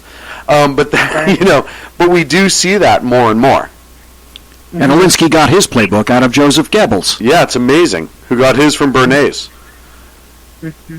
Yeah, and he was saying, you're brainwashing my people, you're enslaving my people with your policies. This was a very intelligent man. I just had wonderful conversations with him, and I was able to get some information from him, swap information, and hopefully I would like to help get him some resources so he can kind of solidify his message and be able to go out and talk to people. K. Carl Smith does a lot of that with the Frederick Douglass Republicans. Mm-hmm. And so I wanted to hook him up and say, hey, this guy's an amazing orator. He can help you put your message together. Because that was one of his things. He said, I get so angry. I want to make my point without being angry, but it just makes me so angry. This man actually cried. He cried. Once he realized, I'm going to listen to him, and I was validating that you have a legit point. You have totally a legitimate point. He started crying. Wow. And, I hugged him, and we just stood there, and we were able to, unite, which is something that the Democrats and the left, they don't understand. And they don't understand about the Republican Party is that we're the party of civil rights. We don't treat them like they're somebody to put in a box. He said, don't I have the right to make my own opinion? I said, yes, you do have the right to make your own opinion. You're an American. He shouldn't even have to ask that question. No. That's the problem. Clint, do you have any questions? I know you've been sitting quietly for more than 23 minutes, which must be killing you. Oh, Clint, I'm sorry. I'm actually... No, don't be sorry at all. Because I'm actually taking it all in, unlike my partners who seem to be mocking you. And I apologize. No, mocking. I was mocking Clint for the record. So I'm just gonna apologize for them. No, look, I think I was going back to what you were saying about Ted Cruz and how there's this very, very small minority within the party that seems to be on this Never Trump thing. Do you see, or is there any rhetoric that you've been able to hear where they're going to continue this even after the convention, or do you think they're actually just going to kind of shut up and sit off to the side and lick their wounds? Are they going to get behind Trump, or do you think they're actually going to try to actively continue to campaign against Trump and which would essentially work in Hillary's favor, obviously? Well, I was told this on the 4th of July, so that was before this convention, that they planned to continue on, that they sort of expected that they weren't going to win, and that this was from one of the Never Trumpers, that they would continue on. I noticed a number of people wearing, Cruz delegate shirts who were kind of walking around like Cheshire cats. I expect that there are going to be some people who are going to continue on. I think that they're getting some attention. They're not dissimilar from the quote unquote protester in the public square getting attention from the media. Some of them are doing it for that. But I think that there are some who are embarrassed. I talked to a couple of people in the hallway who just shook their head and said, I can't believe that this is the guy that I thought was so noble. His whole Make DC Listen movement, which I really got behind that, and now I feel like an idiot because I really believed in him and I trusted him. And I had some other people say, yeah, I mean, we're just shaking our heads, like, why were we so gullible? So I think you're going to see a mix of things, but definitely there are going to be some who do plan to continue. Like this woman who I saw down here, she is a delegate for North Carolina, which is very annoying because she's taking up the space of someone who likes Trump and would support him, and she's a delegate. She's a Cruz delegate, and she's going to continue on. She said that no one booed, so she's going to go around and tell everybody that no one booed. Wow. And she and I got into a little heated debate down in the lobby of the hotel. It was a little heated because I'm still hot from being in that public square for so long. It's just like kind of radiating. I got sunburned. I'm hot. What is this Never Trump group hoping to accomplish at this point? Well, I mean, Okay, so I think that there are 2 or 3 different schools of thought here. One of them is these are Rand Paul holdouts. This is a theory that's going around. And it seems to be that a number of these Never Trumpers were doing the same thing with Rand Paul back at the last convention, which that's kind of the scuttlebutt with, the people who go to conventions and they know this person and that person. This is my first convention, so I don't know. But there's some people are saying these are Rand Paul holdouts. Another is they're looking for attention, and another one is they want the destruction of the Republican Party. So, I'm not sure. The ones personally who I know who are Never Trumpers and whose history I know of are Rand Paul supporters. So, that's what my experience is telling me. Ugh. Well, and that's the problem, Clinton. We've talked about this before. BZ, we've talked about it a few times in our short history together. The simple fact is, as a party, you had a person, I'm not comparing Trump to Reagan at all, other than the situation. You had a person in Reagan who the entire party wasn't thrilled and on board with, but eventually they got behind.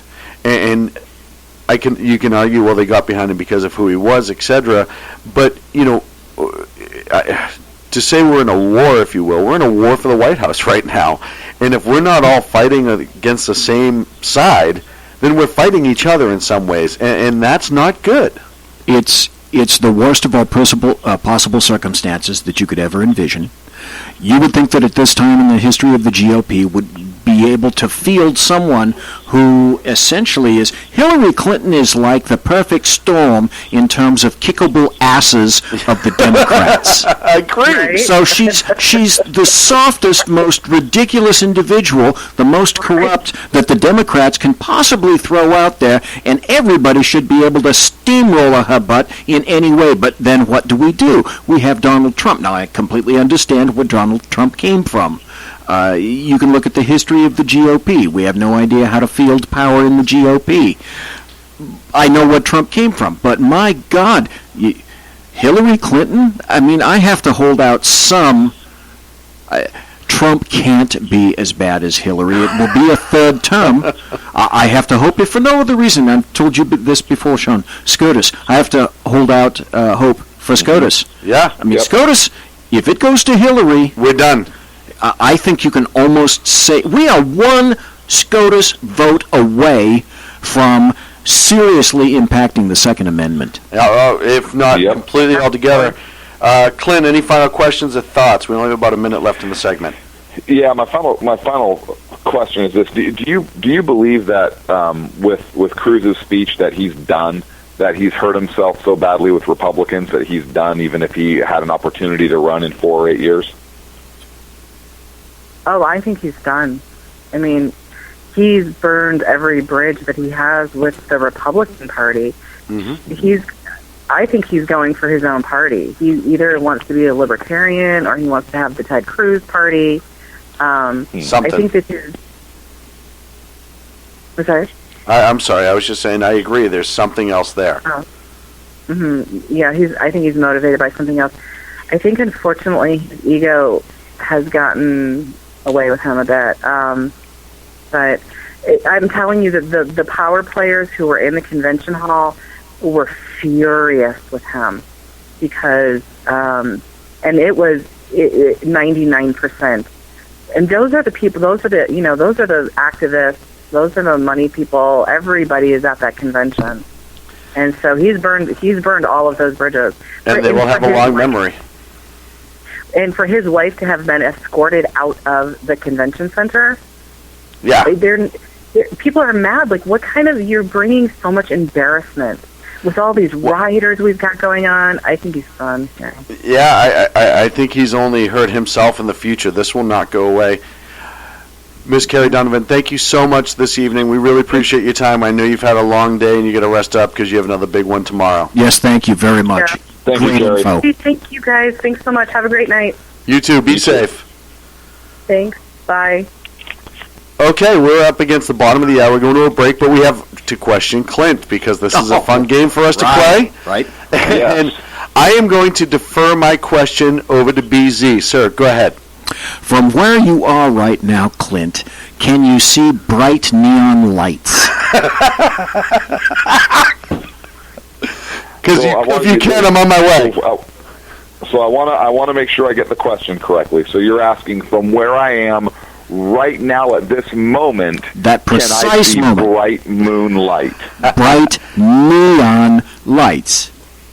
Bright neon lights. Correct. No, I cannot. Oh, crap. All right, think about that for a little bit. We're up against the break. We will be back right here on the Sackheads Radio Show live on the SHR Media Network. Conservative media done right. You're listening to the SHR Media Network.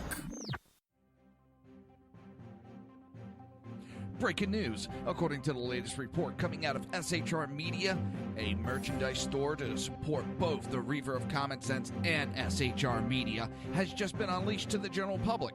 Be forewarned that this site can be contagious and numerous items can be purchased to support the best news programming. Go to Reaver.one website and click on the store link to check out the merchandise.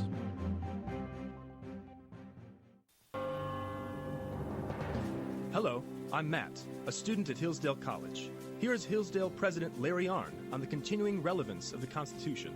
Many argue today that the Constitution is outdated because it addresses problems peculiar to the 18th century. Some parts of the Constitution do read rather quaintly. Consider the injunction against titles of nobility in Article 1, Section 9 of the Constitution. But is that so outdated? The purpose of the injunction is to prevent the government granting special privileges to some for partisan reasons. This strikes at the heart of the rule of law. The crony capitalism so common today is a place where the government bestows favors and tax dollars on some businesses to give them a leg up over others. This is exactly the kind of thing the Constitution was meant to prohibit. The Constitution is not so outdated after all. This Constitution Minute was brought to you by Hillsdale College. To join the national conversation on the Constitution, go to constitutionminute.com. Times are dark. The people misled by corrupt politicians, lied to by establishment media, and deceived by the false messages of Islam. A nation in confusion needs a guide. It needs a man with a cane. I'm Dave Milner. Join me on Spreaker, SHR Media, High Plains Talk Radio, Live Rebooting Liberty, and YouTube for a unique brand of commentary on the unpleasant blind guy. Because truth is not always pleasant. In a world controlled by corrupt politicians, You got a business. That you didn't build that. a team of ordinary men emerge from the ashes to give voice to the voiceless and hope to the hopeless. Sackhead Sean. Dude, I'm not saying calf was stupid, bro. Sackhead Clint. All good friends of ours usually show up drunk. Also starring Sacco as the producer. I'm a little bit drunk, cause I'm drinking. They are the Sackheads Radio Show. Every Wednesday at 8 p.m. Pacific on SHRmedia.com.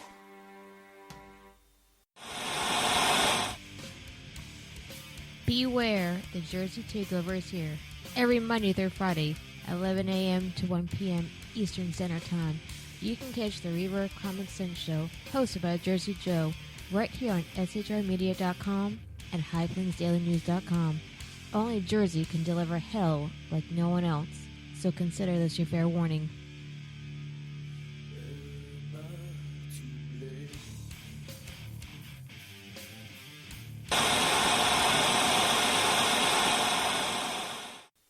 Conservative media done right.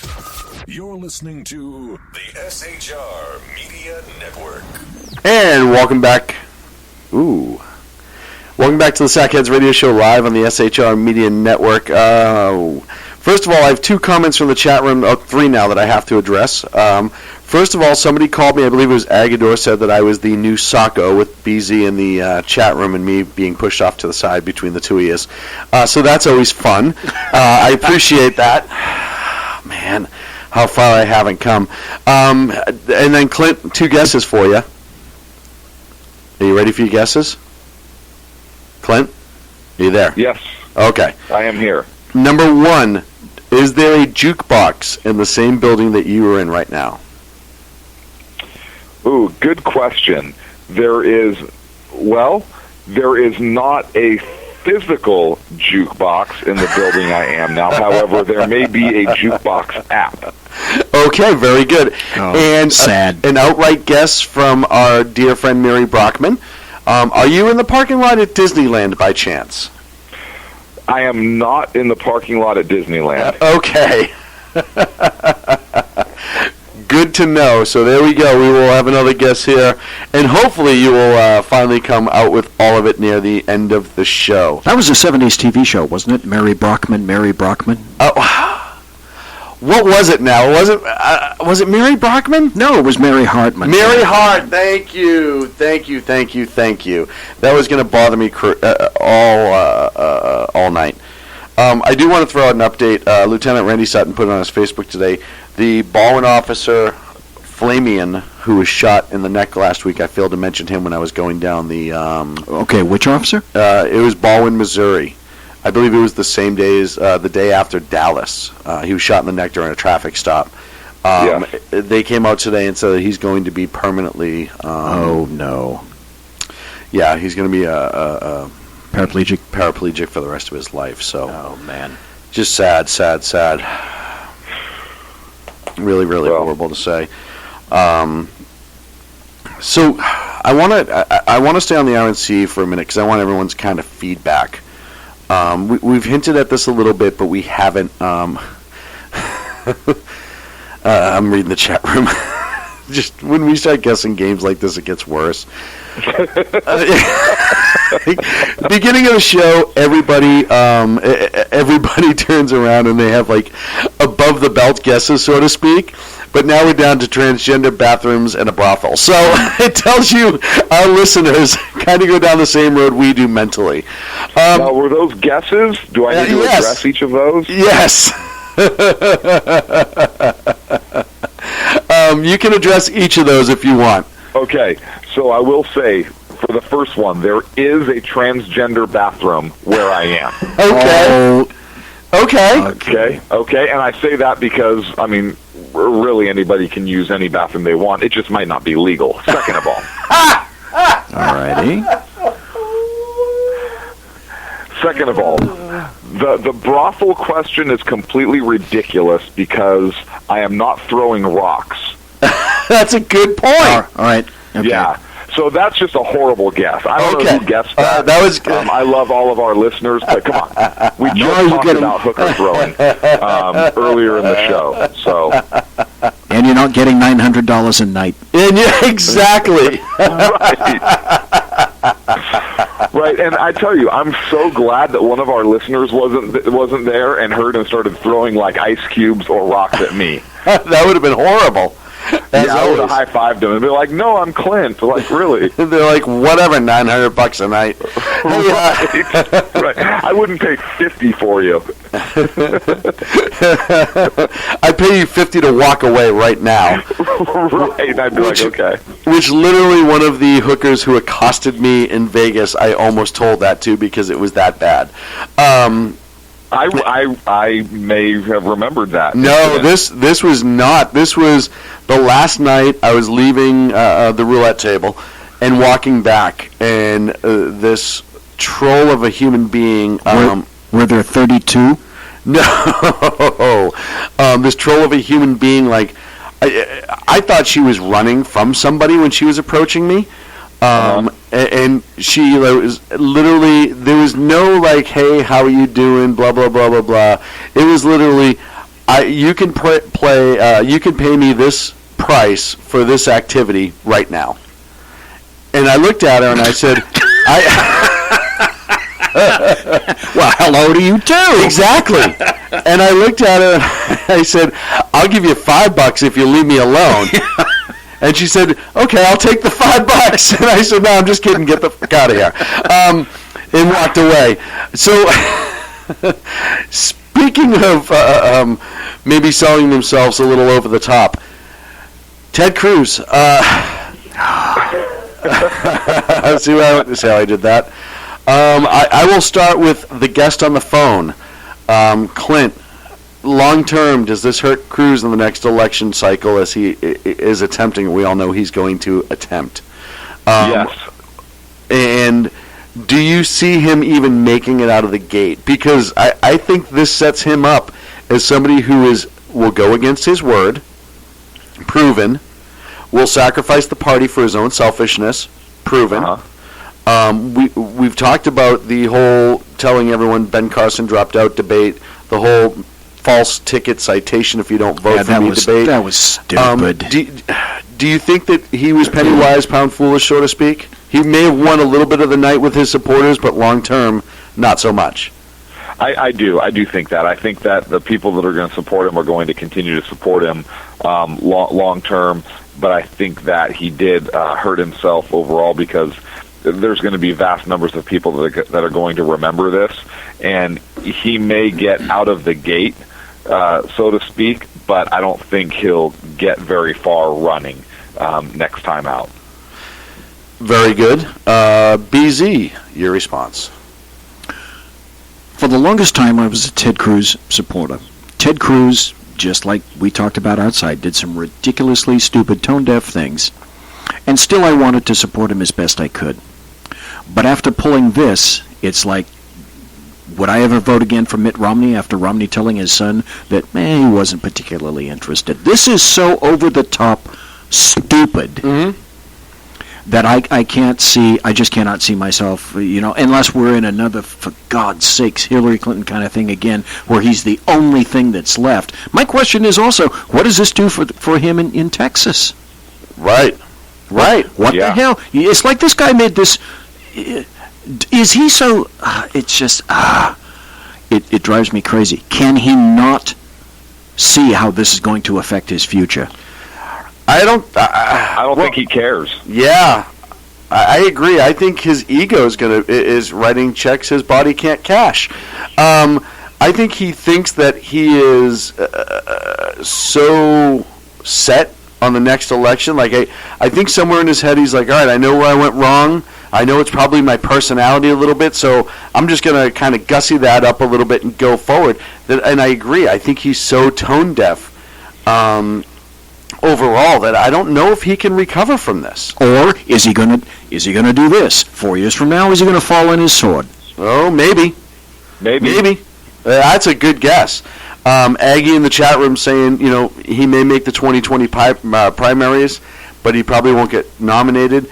And then there's always the third party thing. Hey, is he going to try to rehash the Tea Party or an other party like that and try to split the Republicans for a few years and maybe go forward?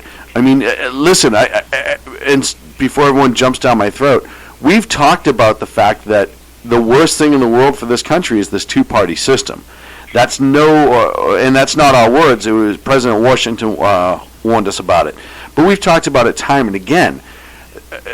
The party falling apart as it is right now, long term, probably isn't a bad thing. And there will always be people who don't want it, because they'll always say, this is the wrong time to do that. Right. It'll never be the right time. Exactly. But I think we need to be cautious about when we let that happen as a party.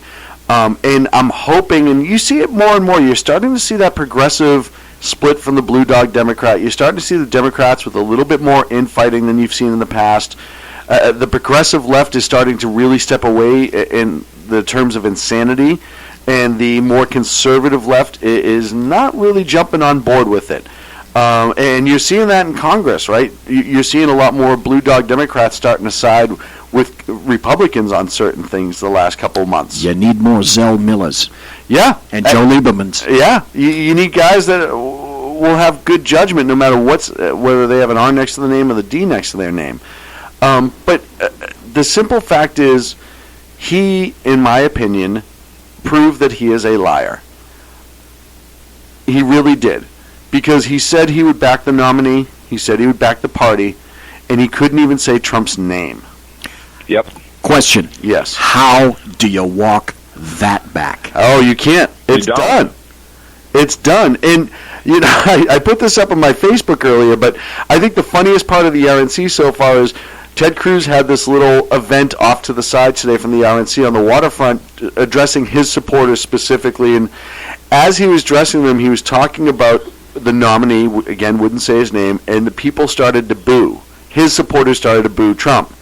As he was in the middle of getting them kind of riled up and the boos were started, Trump's plane flies directly over them almost, makes so much noise it drowns out the booing, and the cameras pan up, and it's Trump's plane. And even Ted Cruz had a laugh and say, was this choreographed? Because he once again silenced him. This time it was with his plane. Timing is everything. There's a lot to be said for Boeing. Yeah, exactly. So, you know, but I think that really kind of sums up Ted Cruz's campaign this year. Is he never really got it out of first gear. Every time he started to gain a little momentum, he shot himself in the foot. You know, the fact that he put his ego first. He's intelligent. He's smart. He's sharp. He speaks he knows well. the Constitution. He writes well. Yep. Exactly. He knows the Constitution. Highly intelligent man. And putts right. sometimes. And the other talk that we've had with this is, would this election get Ted Cruz a cabinet position or maybe even a SCOTUS spot? That's been one of the things since he's dropped out. Well, let me finish this setup. You moron. No, I'm kidding. But that's one of the things that we've talked about since he's dropped out. Hey, now's the time for him to support Trump. And there was the talk about the VP thing for a while. There was the talk about SCOTUS. There was a talk about cabinet, maybe even like Attorney General based on his background. All these different things. Clint, you nailed it. All of that goes out the window. Nothing is on the table for him anymore. Gone. Scott Walker could be a cabinet position. You know, I really think that. There's a bunch of people now who you can see, hey, we get to play nice together. You even had Paul Ryan come out this week and be supportive in a way that was very overt for him. Didn't see that coming. Did not see that coming. I will be the first to admit I thought he was going to kind of do what Cruz did, but he came out very, very supportive. He was actually strong for Paul Ryan in his speeches, and he's usually very kind of even-keeled and almost dull. He doesn't get that excited sound. Go ahead, Clint. Yeah, I'm sorry, Sean. He didn't have a choice. Neither did Mitch McConnell. I mean, and Paul Ryan's speech was obviously, you know, he was more vocal in his support of Trump, but Mitch McConnell endorsed Trump also. They didn't have the choice. That's the Speaker of the House and the leader of the Senate, the two top-ranking Republicans. You can't go to the Republican convention, have a nomination, and not have those two individuals support him. And you know the RNC had a lot to do with that, particularly with Mitch McConnell, I bet, more so than with Paul Ryan. I mean, the Republican Party has been so good to both of those men, and they're in the positions they are because of the party and the relationship they have there. I wasn't surprised by that at all. There is no way that they could not support Trump at the RNC. I agree. You've had, obviously, Speechgate that the left is trying to blow up over 12 words or 14 words or whatever it was. That was absolutely ridiculous. That's such a specious, terrible argument. Right. Who hasn't? Who hasn't? Find me somebody. Find me one politician that hasn't yanked a couple lines from another politician. The only thing we have now is the power of the internet, and somebody can Google it real quick and see who else said it. That's the only difference. It's been going on for years. And listen, I think overall, outside of the 2 lines or 3 lines or whatever it was, Melania's speech was very, very good. I thought she was much more impressive than I expected her to be. Yes, because for the non-scripted segment, when she spoke from her heart about somebody from, she's from Slovenia, I think. Slovenia. And so she comes here, and you know she's talking about that. She's speaking from her heart and how she actually feels about the country, as opposed to, say, someone like, Michelle Obama. First time ever I've been proud of my country. But for me, one of the biggest speeches came from Marcus Luttrell, the former Navy SEAL. The story, Lone Survivor in the movie, was about him. His speech when he went off the teleprompter and was so passionate and so compelling was really, I think, kind of the feel-good speech of the week so That's far. going to be the highlight of the GOP convention. I really think it will be. That is going to be it. I mean, he nailed it. And you know what? It was even watching it, you could feel the vibe coming off that room on how impressed people were with him. And I mean, he's an impressive guy anyhow, but he really, I mean, if he's looking to butt into politics, that speech is going to carry him a long way. Ladies and gentlemen, if you have not seen that speech by Marcus Luttrell on the first day of the GOP convention at night, you must see it. Go to YouTube, watch it. If you're not stirred, you're not an American. Yeah, I agree. I mean, that was the most... It was very, the vibe off of it was very Reagan-esque. And it got better when he stopped with the teleprompter. Yes. It only got better. It was, like I said, the vibe, not so much the words, but the vibe that was very Reagan-esque. Like it made you so proud to be an American as you listened to that. Yes. It really warmed your heart. You connected to him. It was absolutely amazing. And finally, Donald Trump Jr., his speech, I thought, was really good. He's much more impressive than I ever thought. Yes, I'll tell you what, he is turning a lot of heads, and I'm sure he's going to have a future for politics now. But just the way he's presented himself, I mean, all the Trump kids have spoke, they've been pretty decent. Oh, my God. But just the way he connected to people, he and his daughter, Melania did a good job, his youngest daughter, Tiffany, I believe, did a really good job, but one of the things that Donald Trump Jr. did, we told a story about how his father would make him go run a backhoe at a construction site to understand what the employees have to go through and what they have to do. Did such a great job of connecting people to Donald Trump, I think, and making him seem like a really good father and somebody who kind of understands how to raise a kid and how to enlighten that kid of, hey, yeah, you know what, you're born with a silver spoon, but you need to know what got you there. And you need to know how to act and not. And I really thought that was a great portion of that speech. That really, I think, connected Donald Trump to a lot of parents of trying to raise your kid the right way, no matter what benefits they may or may not have. It grounded him. But like I said, you could see politics is in that young man's future, I believe. You saw me grab my head in the middle of that. Yeah. And no, I didn't. Yes, you did. You're in the next room. Don't give me that. There's a potted palm in the next room, for God's sake. I grabbed my head because you know what flashed through it and then flashed out the other side? Donald Trump Jr. and... Donald Trump Sr.? Chelsea. Oh, in 8 years, 14 years, whatever? Oh, Mike, Chelsea's coming. You know that. Well, maybe literally right now. I don't know. We're not in New York, and we're not on the East Coast, so I can't say that for sure. It's certainly a large apartment that she's inhabiting right now. But another, you know she's going to be entering politics. How did you just out-sackhead the sackheads? Sorry. How did that even happen? I mean, he made an orgasm joke about Chelsea Clinton.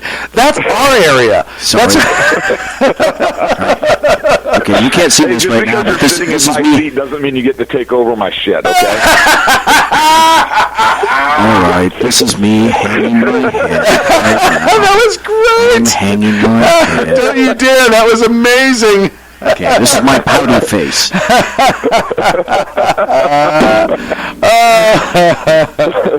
Hey, I'm going to go. We only have 6 minutes left, so I want to spin around the three of us real quick.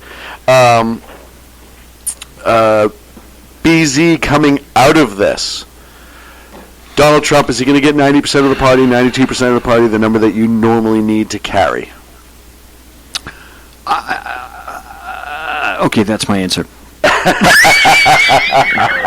Honest to God, I don't know. All I can say is there are those people that are saying Donald Trump can't win. No, I don't think that's true. I think it's possible he could win. Now, in what way, in what fashion? I can only hope, because what the hell else is there? Hillary Clinton. Well, that's no alternative. I hate the word everybody's using right now, binary. Binary is an explosive, for God's sake. But it's two choices, him or her. I got to take him. Well, and again, when it goes back to SCOTUS, Clint, look into your crystal ball that you have in that room that we don't know where you are. Right. So first of all, BZ said something very telling. He said, if I were going to look at him and her, I'd take him. I'm not saying there's any inference there, or if that has to do in his personal life, or what he was looking at the moment he made that statement. Celebrate and support. I'm simply making an observation, and I celebrate diversity. Now, to your question, Sean.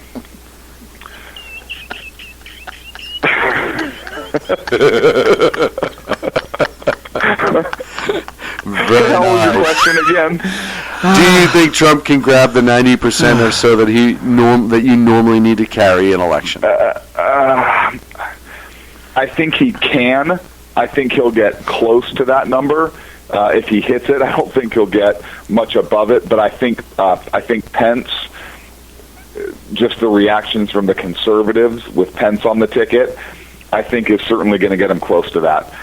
If not, hit that number. I do think that Trump is going to bring some folks in that normally would not vote Republican or may stay home.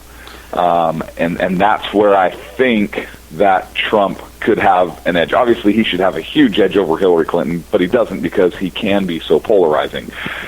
I think that his campaign should really hit on SCOTUS and really bring that to the forefront of the American people. I don't think his campaign has done that near enough. I think they need to start hitting on that.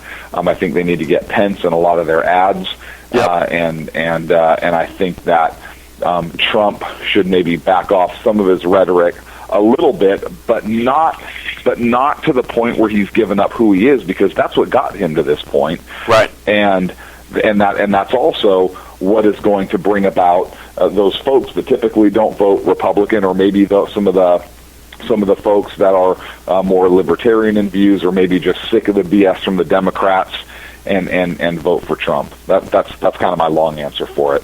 Okay, I appreciate that. Here's the monkey wrench in the equation. 3 more months. We have 3 more months. Oh, I know. Anything can happen in 3 months. And Agador said, if the terrorist attacks continue and Hillary and the left keep their same approach as to what the cause is, that could hurt them a lot. And I agree with that statement.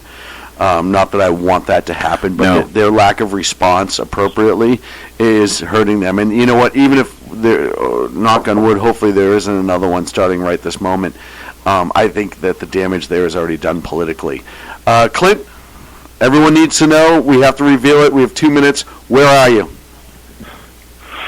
I am not going to reveal that at this moment. Look, it wasn't guessed. Look, I'm not a socialist, okay? It's not everybody gets a everyone in the chat room wants to know because you didn't put the work in or guess it. Hey, everyone in the chat room wants to know. Mary's asking, sweet Mary. Just do it for Mary. Do it for Mary? Do it for Mary. Do it for the children. I am in an undisclosed location within California. Yes. Near the Sackhead studio. Yes. Working on a project. Okay. So you are in a relatively close distance in the greater Sacramento area working on a project. So you're in a project housing is what we'll call it. I think that's appropriate. Thank you so much for telling me that, sir. And the people in chat are not happy. No, they're going to kill you when they see you. Not They're going to kill you. I am in an insane asylum. He is, literally. Probably. With lots of kids surrounding me. A ton of kids. It is a mad world. They must be drugged. I don't hear them. No, Clint is. And ladies and gentlemen, you've been listening to Bloviating Zeppelin.net. BZ, thank you, sir, so much for filling the big seat for Clint. Thank you so kindly. Thank you, sir. Thank you to everyone at Freedom Fest for having us. Thank you to everyone in the chat room at shrmedia.com and all the listeners for listening. Follow the coverage on SHR Media from the RNC. You're going to have Jersey Joe for the rest of the week in the morning, Ken in the afternoon. You're going to have everything you need right here on SHR Media Network to find out all the good information from the RNC. Kari Donovan will be checking in with Joe throughout the week, and I believe here and there with Ken. Thank you so much. Have a great rest of your week. The best late-night conservative talk show in America, SHR Radio. And listen, there are no people better on the air to give you the best in conservative talk than SHR Sean and SHR Clint. And we're working on the immigration papers for a certain other guy who happens to work here, too. For those who are tuning in around the world to the best in late-night conservative talk, SHR Radio. Radio. Radio.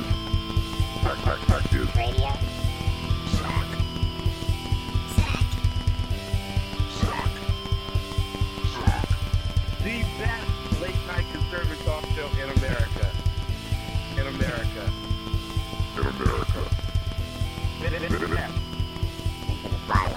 And in this web was a large, I'm pretty sure it was the biggest spider I've ever seen.